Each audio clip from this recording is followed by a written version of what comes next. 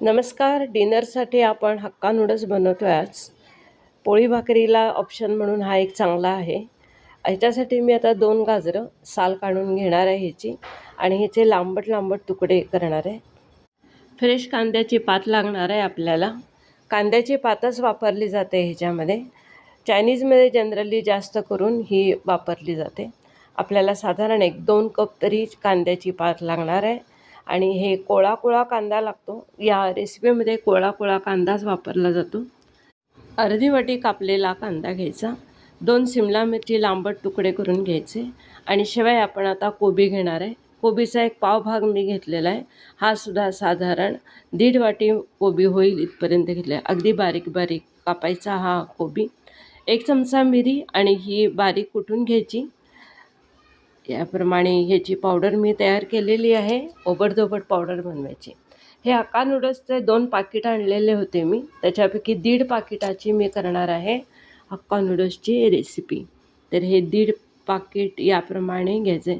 खूप घट्ट असतात हे हक्का नूडल्स, तर ते आपल्याला सारखे सारखे मोकळे करून घ्यावे लागतात. तर आता हे 1.5 पाकिट मी ह्याच्यामध्ये घातलेलं आहे आणि हे पूर्ण बुडेपर्यंत आपल्याला आता ह्याच्यामध्ये पाणी घालून मऊसर शिजवून घ्यायचे. शिजवताना 1 चमचा मीठ आणि थोडंसं तेल घातलेलं आहे ह्याच्यामध्ये. तेल घालणं खूप जरुरी आहे. त्याच्यामुळे हे जे घट्ट आहेत एकमेकांमध्ये गुंतलेले नूडल्स आहेत ते सुटे होतात आणि रेसिपीमध्ये हे सुटेच लागणार आहेत आपल्याला. असे मोकळे करून घ्यायचे चिमट्याने.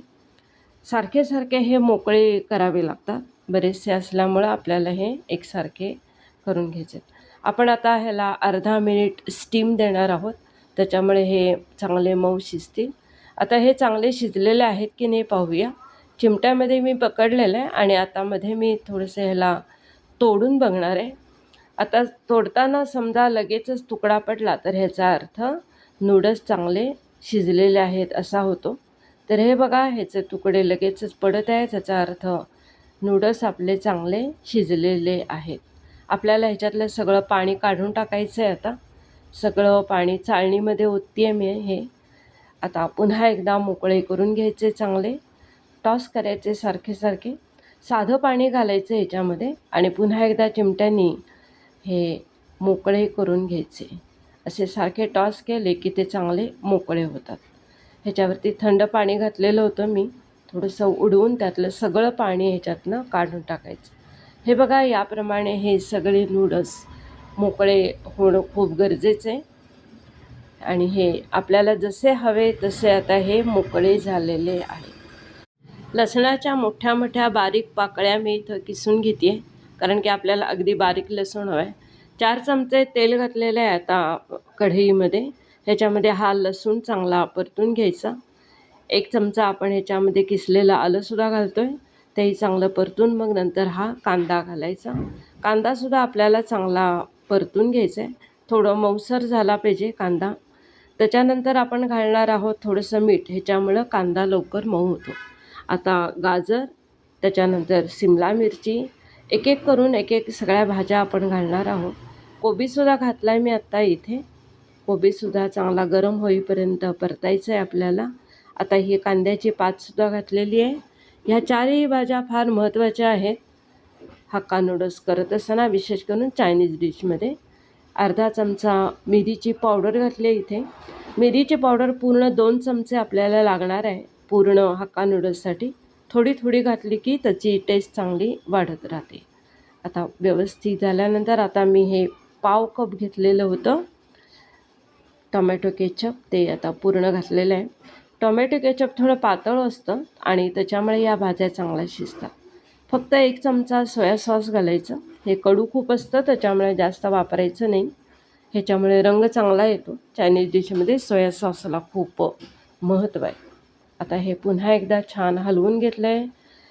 टेस्टला पुन्हा एकदा मीठ घालते मी. आपण पहिल्यांदा मीठ घातलेलं होतं, ते लक्षात ठेवून मिठाची क्वांटिटी आपल्याला ॲडजस्ट करायला पाहिजे. आता आपण घालणार आहोत थोडे नूडल्स. मोकळे करत घालायचे आणि याप्रमाणे थोडे घालायचे.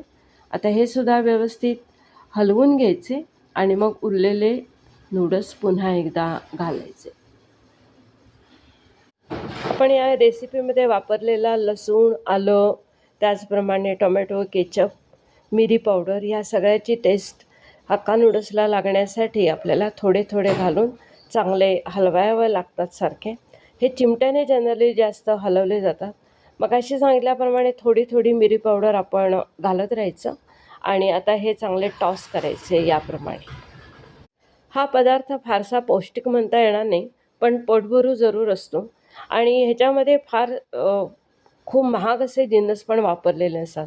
ड्रायफ्रूटचा वापर नसतो, ह्याच्यामध्ये तुपासारखे पदार्थही वापरलेले नसतात. धने पावडर, जिरे पावडर नाही वापरली जात. हे आता विनेगर आहे. हे विनेगर टोमॅटो केचपच्या वाटीमध्ये मी काढलेलं होतं, त्याच्यामुळे ह्याचा रंग थोडासा लालसर दिसतो आहे. पुन्हा एकदा एक पाव कप मी इथं टोमॅटो केचप आणि उरलेली सगळी मिरी पावडर घातलेली होती आणि नंतर मग ह्याच्यामध्ये विनेगर घातलेलं होतं. आता पुन्हा एकदा व्यवस्थित सगळीकडे हलवून घेतलेलं आहे. सगळ्यात शेवटी पुन्हा एकदा थोडे कांद्याचे पात घालायची आणि आता इथं आपण डिशमध्ये सर्व करतो आहे हक्का नूडल्स. तर हे हक्का नूडल्स डिनरसाठी आमच्या घरी जास्त करून प्रिफर केलं जातं. सजावटीसाठी पुन्हा एकदा घातलेले आहे थोडेसे कांद्याचे पात. चेंज म्हणून छान वाटते ही डिश. खास उन्हाळ्यासाठी बनवलेले पण हे नक्की ट्राय करा.